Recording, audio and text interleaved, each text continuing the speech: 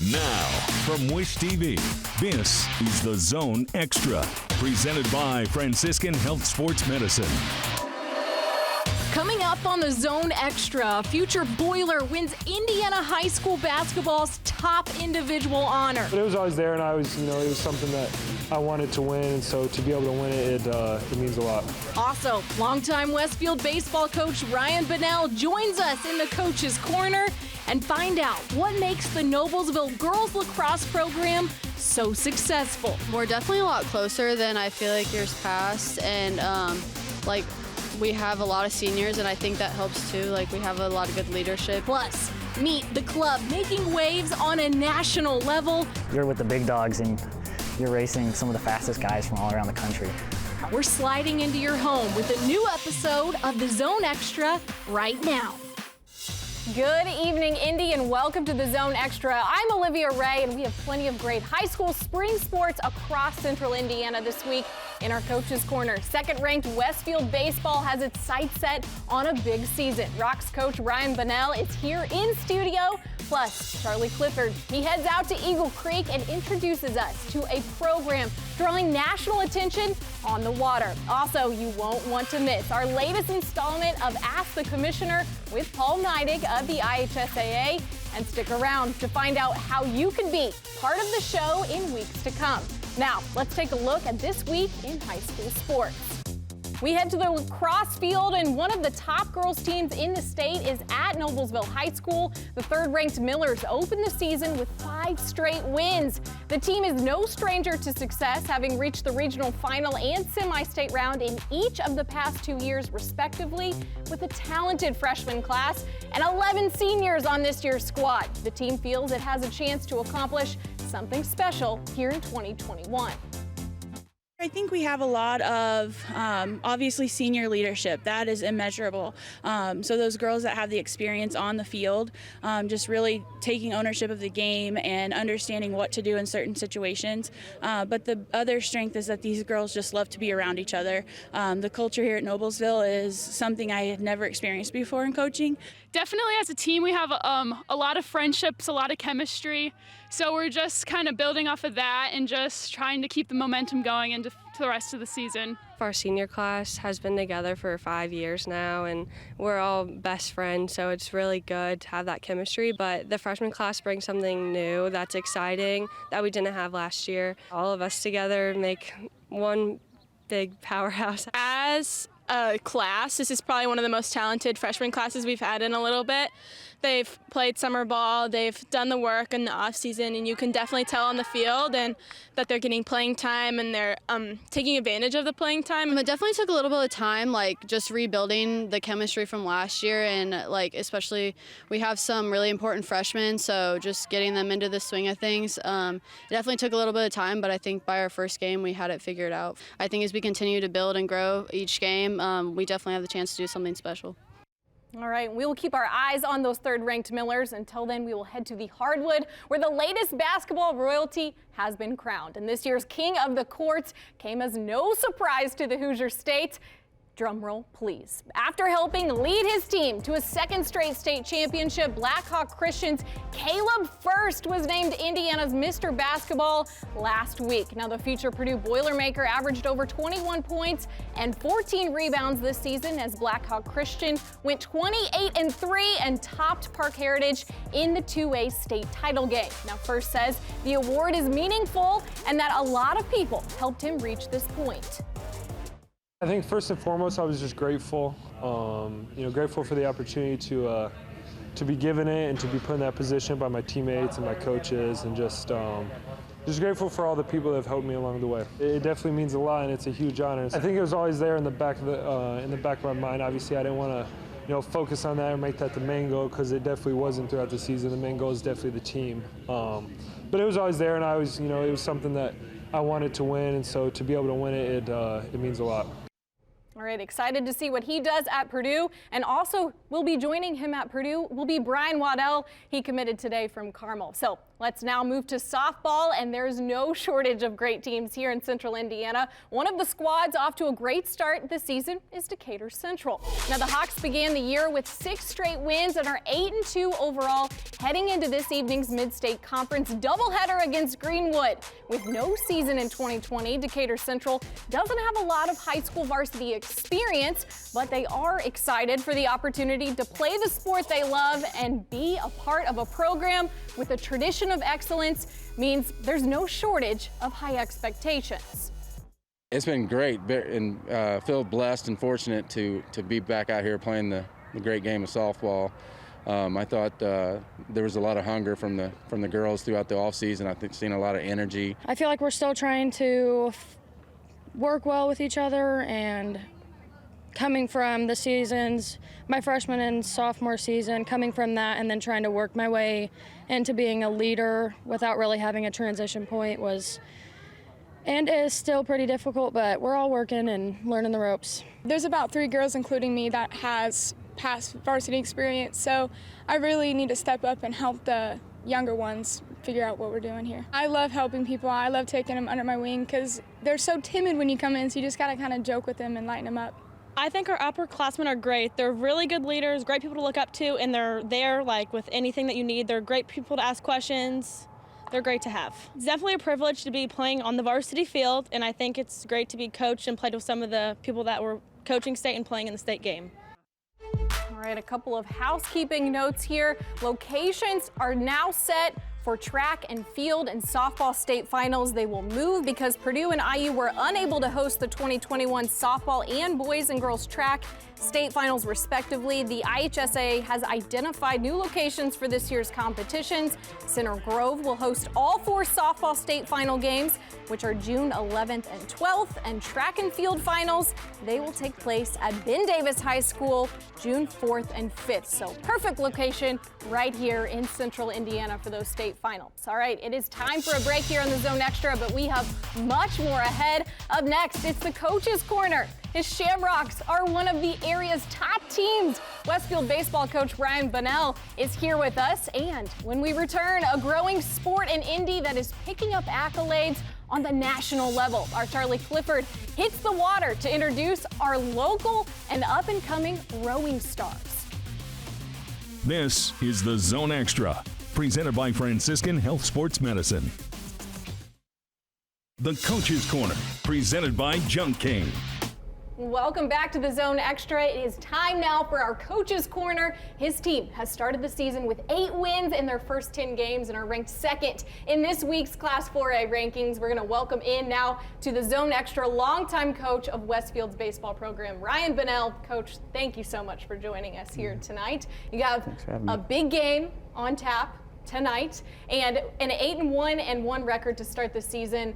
We're going to talk about the Rocks and the strong start that you've seen from them, especially how impressed you have been considering there was nothing that they could play for last year. Yeah, I think and in a lot of regards, last year's group really set the tone and set the stage for us to be able to do what we did, what we've been able to do so far this year. You know, just culturally, some of the things that they were able to help us establish that this year's group has kind of carried on has been really big. So certainly want to give them some credit because a lot of what we're doing goes all the way back to 2020.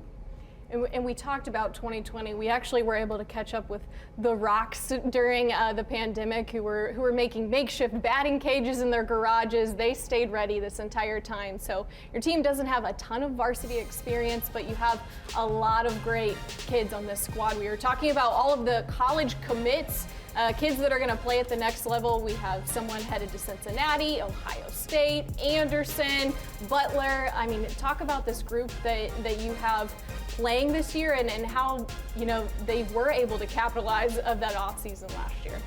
Yeah, I think they did the best. I think everybody did the best they could last year. You know, when you're locked in a garage or whatever, we had all kinds of makeshift nets being put up, and I know one of our pitchers from this year built a weight room in their garage. I think you guys visit them, yeah. And so, they did, they worked really hard with what they had, and that's we talk about that a lot, just controlling the things that we can control, and they did that last year and got as good as they could with what they had, sure. All right, you've done this for a long time, so you said that they controlled what they can control. So now I want your honest opinion. Does this team have what it takes to make a deep postseason run, knowing the opponents you've already faced so far? Yeah, well, the great thing about the conference that we play in and the schedule we play is we get tested throughout the season, and we really feel like it prepares us, for the postseason. Yeah, we think we're in a pretty good place to be able to make a deep run this year. We're strong on the mound.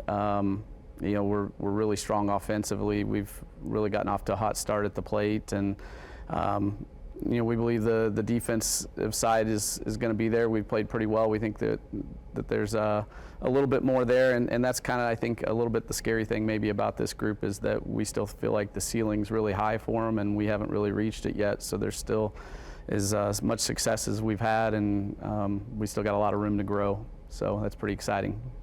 And you've seen a ton of teams grow like this. You've been at Westfield now 19 years as the Rocks head coach. So why have you stayed in Westfield so long? What makes that school special? What's keeping you around there? Oh man, it's just the community itself. We've been able to kind of maintain a small town feel as we grow, and just the people in the community are just, they're phenomenal. It's a great place to raise a family and to live, and so no reason to go, that's for sure. And on top of that, we've been able to put together some pretty good clubs through the years, so that'll make somebody stick around too. Yeah, of course. And this year's team is no exception. I know you mentioned a little bit of your team's offense, and I do want to touch on that because right now your team is averaging over 8.5 runs per game. I mean, what is going on with this team, and where are these bats coming from? Well, we've got quite a few talented players that makes our job as coaches a lot easier, but I think a lot of these guys are really in tune with their swings. They put in a lot of time outside of the time that we're together even, and they've developed good approaches at the plate. They've just kind of put everything together that you need to be able to do to put together a good offensive club. Awesome. Yeah, we're invested in Westfield baseball. As I said, we spent time with you guys during the pandemic, watching you build, this offense in the garages and their basements. So we love to see these kids succeeding. And thank you so much, Coach, for joining us here in studio. We can't wait to see what you guys do in the postseason here, coming in hot. Yeah, we're looking forward to it. Awesome. All right. Well, that does it here for Coach's Corner. But coming up after the break, we have our Athlete of the Week, and we have a twist with this one. Our Charlie Clifford joins us with the Indianapolis Rowing Center. That's next. Plus, we reveal our Play of the Week. That's all ahead on Zone Extra. This is the Zone Extra, presented by Franciscan Health Sports Medicine. Welcome back, everyone, to the Zone Extra, where tonight our Athlete of the Week honors an entire team who continues to raise the bar. According to our Charlie Clifford, the teamwork and talent on this squad is grabbing attention well beyond Central Indiana. Watch the riggers! We've come a long way. The national recognition has definitely helped us out, and we've got a lot of attention, which is really, really awesome. Everybody roll on starboard to me! The Indianapolis Rowing Center gaining ground on the top youth teams across the country. Earlier this year, 8 members of the women's varsity prep squad, second nationally in Sarasota, Florida. This summer, 5 team members joined the best in the U.S. I'll be going to a U.S. rowing national team selection camp out in California, representing the state, but also meeting new people, and it's kind of like you're with the big dogs and you're racing some of the fastest guys from all around the country. Just as refreshing as these views at practice on Eagle Creek, the emphasis on team. The club, open for all. We have kids from actually 32 different schools around Indianapolis. So we have Zionsville, Carmel, Indianapolis, Fishers, Noblesville, all over. We have 98 kids on the team. I tried a lot of different sports before, and I came to watch it because I had a friend do it, and I hit the water and watched them row, and I instantly fell in love. Paris Miller, a name you need to know. Paris, what have you been able to accomplish so far in your young career? I started rowing in fall of 2019, and since then I have competed in the Global Challenge for Rower's Choice, a couple world records, an American record. World records, let me cut you off there. What do you mean? Over quarantine, I was able to break the half marathon world record and the 500-meter world record. How's that, Indy? Even in Indy, this work on the water leaves a wake worth rooting for. Charlie Clifford, Wish TV, wishtv.com, and follow us on Facebook. All right, Charlie, thank you. We need things to thaw out so we can get these kids back on the water and back to work. All right, though, we have time for another break, but more still to come on the Zone Extra, including our play of the week. Plus, it's the latest installment of the Ask the Commissioner segment with Paul NEIDIG of the IHSAA. That's here when we return. This is the Zone Extra, presented by Franciscan Health Sports Medicine. Welcome back to the Zone Extra. Now it is time for our Ask the Commissioner segment, where each week we take one of your questions to the IHSAA Commissioner Paul NEIDIG and we bring you his answer. So here's this week's question. You have been commissioner for a little under a year. Is there one thing that has surprised you about the job or something that you didn't really expect? Paul?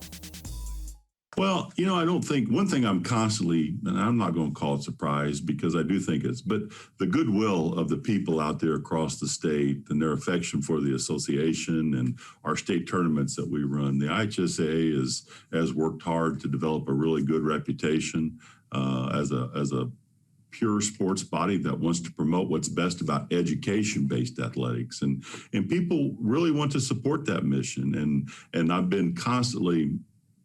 It just makes me happy that people still support that. They understand the value of sport for all kids who make a team. And the one thing that I always say that we have to continue to focus on is the rules that we have. Our decision-making structure, is it good for the last kid who makes the team? Not necessarily the best kid, while we care about those also, but our rules have to be good for all kids. And I think that's one thing that I don't know if it surprised me, but I'm really enthused with the amount of people out there that truly agree with that philosophy, and they understand education-based athletics and what it means for kids' development during that time when they're in high school. All right, we love that. And thanks again to the commissioner for joining us, Paul NEIDIG. He's always on his game, as you just heard. So here is how you can submit questions to this. You send us a tweet using the hashtags #TheZoneExtra and AskTheCommish, and your question could be used on a future show. All right, now one of our favorite parts of covering high school sports is the passion of both the players and the fans in the stands. The school spirit we see is incredible everywhere we go. And each fall, we award the prestigious Zone banner to the school with the best school spirit. So congrats again to Westfield. The banner season may be over, but we are always on the lookout for a great school spirit across Central Indiana. The creativity and the passion make high school sports special. So keep showing us why your school has the best spirit, even here in the spring, and we can't wait for a brand new battle of the banner next fall. All right, now it is time to take a look at our play of the week. Each week we feature one of the top plays from the world of high school sports in Central Indiana. Plus, we want you to get involved. We will tell you how your video can be featured on a future show. But first, here's this week's top play. South Putnam's Sabrina Leonard leads off the ninth with a home run. Monday, the Eagles had trailed Monrovia 5-0 through 6 innings, tied it in the 7th, and this solo shot from Leonard gives them the lead here. South Putnam wins 9-5. Now, we want to see your best plays every week too. As I just told you, your video could be featured on a future edition of the Zone Extra as our play of the week. Here's what you do. You tweet us the video of a great play from high school sporting events you're attending using the hashtag #TheZoneExtra, And then tune in on Thursday night to see if your submission becomes our play of the week. Like Sabrina Leonard right there. Great stuff from her. Great stuff on the softball field, the baseball diamonds, all around. Now that is going to do it for the Zone Extra here tonight. But thank you much for watching. Be sure to tune in again next Thursday night for a brand new episode. For even more Central Indiana high school sports coverage, you can log on to wishtv.com right now. Have a great night, everyone. Thanks for watching.